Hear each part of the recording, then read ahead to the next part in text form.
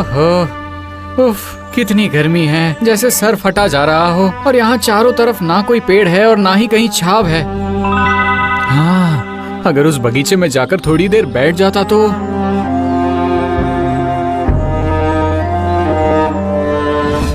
अरे वाह, कितने सुंदर मोगरे के फूल खिले हैं। देखो कितनी अच्छी खुशबू आ रही है। आहा, अरे उधर भी देखिए, उधर जूही के भी बहुत सारे फूल खिले हैं। चलिए राजकुमारी, आपको दिखाती हूँ। ओहो, कितना सुकून है, कितना बड़ा बगीचा है। यहाँ कितने सारे पेड़ और कितने सारे फूल हैं। अरे वो इंसान कौन है? वही तो लगता है कोई राहगीर है, पर यहाँ कैसे आ गया है? आप इस बगीचे में कैसे आए? हाँ? वो मैं तो एक मामूली सा इत्र विक्रेता हूँ। मेरा नाम विनय है। आप में तो हिम्मत बहुत है। नहीं, वो दरअसल बाहर धूप इतनी तेज है कि इसीलिए मैं यहाँ पर। इसलिए आप इस बगीचे में घुस आए? सैनिक, सैनिक! नहीं नहीं, सैनिक को मत बुलाइए, मैं चले जाता हूँ।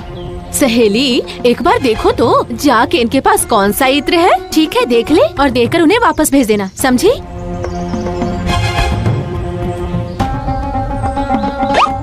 सहेली, एक इत्र लीजिए ना, बहुत ही अच्छी खुशबू है।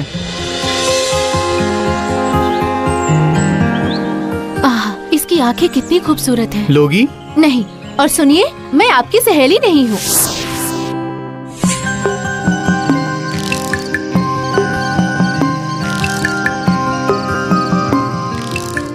सहेली, एक इत्र ले लीजिए ना।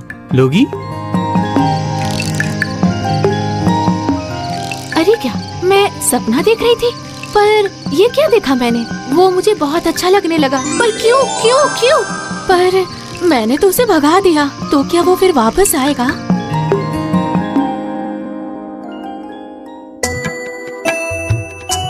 बहुत ही सुंदर है, बिल्कुल मेरे इत्र की तरह। देखकर लगाव सा होने लगा। काश एक बार और उसे देख पाता। क्या वो एक और बार मिलेगी मुझसे? क्या नाम था उसका वैसे? काश एक बार, सिर्फ एक बार। वाह, इसकी खुशबू कितनी अच्छी हो गई है, बिल्कुल ही अलग है। क्या सहेली को इसकी खुशबू पसंद आएगी? क्या पता।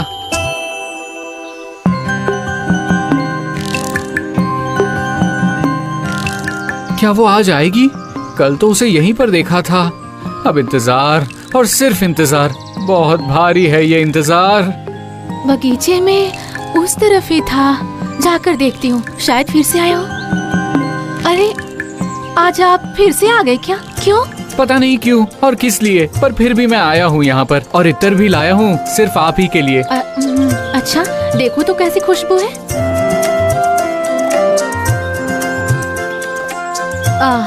बहुत ही अच्छी खुशबू है, बहुत प्यारी है। आपको पसंद आया? पर इसकी कीमत कितनी है? कीमत? वैसे अगर आप बुरा ना मानो तो। बुरा मानने की कोई बात नहीं, जितनी कीमत मांगेंगे उतनी मिल जाएगी। नहीं नहीं, आपकी खुशी से ज्यादा कीमती मेरे लिए कुछ भी नहीं है सहेली। मैं रूपा हूँ, पर बिना कीमत दिए मैं कुछ भी नहीं लेती। पर कीमत तो मुझे मिल गई है। क्या? आपकी ये हंसी।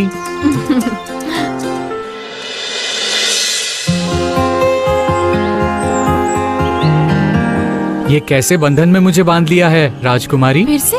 अच्छा ठीक है रूपा, पर मैं तो गरीब हूँ और तुम एक राजकुमारी हो। तो उससे क्या? मैं इंसान हूँ, तुम भी इंसान हो, और प्यार गरीब अमीर देखकर नहीं होता है। पर महाराज हमारे इस प्यार को कभी भी स्वीकार नहीं करेंगे। जानती हूँ, पर इससे क्या हमारा प्यार झूठा हो जाएगा? नहीं नहीं, नहीं होगा। पर स्वीकृति ना मिलने पर हम एक साथ कैसे रह पाएंगे रूपा? दुल्हन बातें करो, दुल्हन बातें करो। वो पक्षी क्या कह रहा है विनय? वो कह रहा है कि दुल्हन बातें करो, दुल्हन बातें करो। बेटी और उसका खत। छोटी सी गांव की रहने वाली राधिका अपने माता पिता की इकलौती बेटी थी। जब उसकी उम्र केवल 7 साल थी, उसके पिता शहर में काम की तलाश में चले गए। राधिका और उसकी माँ दिन रात उसके पिता की वापसी का इंतजार करती रहीं। एक दिन राधिका ने अपनी माँ से पूछा, माँ, पिताजी कब लौटेंगे? उसकी माँ ने आंखों में आंसू भरे हुए कहा, जल्दी ही बेटा। राधिका ने तय किया कि वह अपने पिता को एक खत लिखेगी। उसने अपनी छोटी सी कॉपी में बड़े प्यार से लिखा, पिताजी, मैं आपको बहुत याद करती हूँ, जल्दी से लौट आइए। खत को पढ़कर उसके पिता की आंखें नम हो गईं। उन्होंने तुरंत अपने काम से छुट्टी ली और घर की ओर रवाना हो गए। जब राधिका ने अपने पिता को घर की चौखट पर देखा तो वह दौड़कर उनके गले लग गई। उस दिन राधिका ने जाना कि प्यार और स्नेह का कोई मुकाबला नहीं।